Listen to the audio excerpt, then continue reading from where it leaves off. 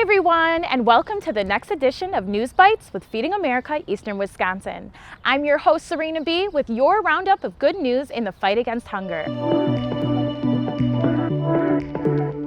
Today we're here at Kinship Community Food Center with Cullen.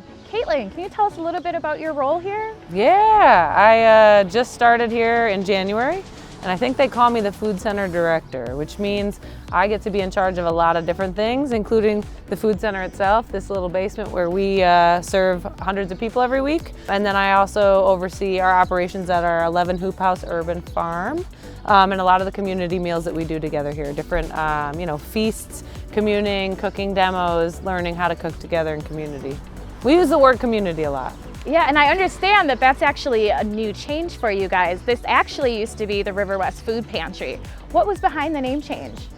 I think the name change was just that, just a change in the name. Nothing about what we do fundamentally has changed, but the name stopped representing all the things that we do here. So yes, we're a pantry. Yes, we can help you with emergency food assistance. We can serve those traditional needs that a lot of partners of Feeding America are used to. But we do a lot more than that. We have Stride mentors, which are basically a whole department of our organization where interns and a staff social worker meet with folks in the community. If you're here because you need food, right? Probably not your only need. You're probably struggling with something else in your life. And so we have folks whose whole job is to just commune with people and figure out what they need and connect them to resources. Building a stronger community for Milwaukee. It's such a terribly segregated city, but we are doing a lot more than just giving people something to eat for the week. Now, Kinship is located outside of downtown. What are some of the food insecurity challenges faced by some of the neighbors in this area? I think a lot of people are still reeling from the effects of being underprepared for something like a global pandemic.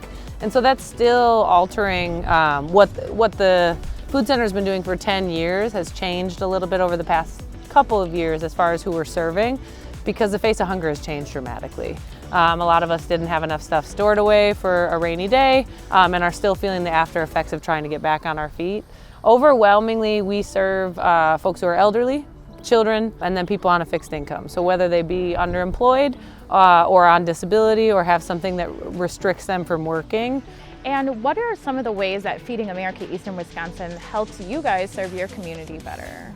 You know, we order thousands of pounds of mixed produce from y'all every week. And so Feeding America kind of gives us things that look like something you'd see in a grocery store, right? So there are other food sources out there that are commodity foods, and we get these, assorted shelf-stable boxes is what they're called from you guys, in addition to all the produce that's coming our way.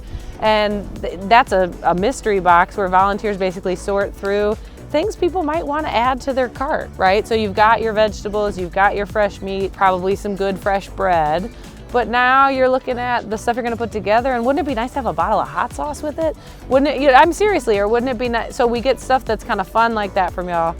We rely on y'all for a lot of produce, especially in the winter months when our hoop house and our farm isn't really going as strong. You'll send out an order list, and it could be anything from gallons of milk to pallets of queso. We've been getting a lot of queso, but people love it. And so we try and give people around a diet, but also a lot of fun. Yeah.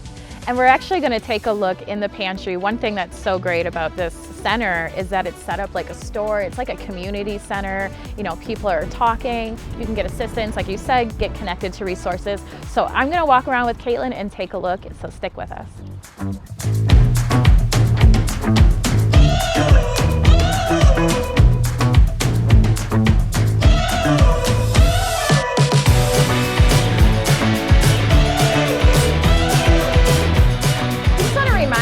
That we are all one missed paycheck, one car repair, or health scare away from, maybe needing to come and visit the food pantry.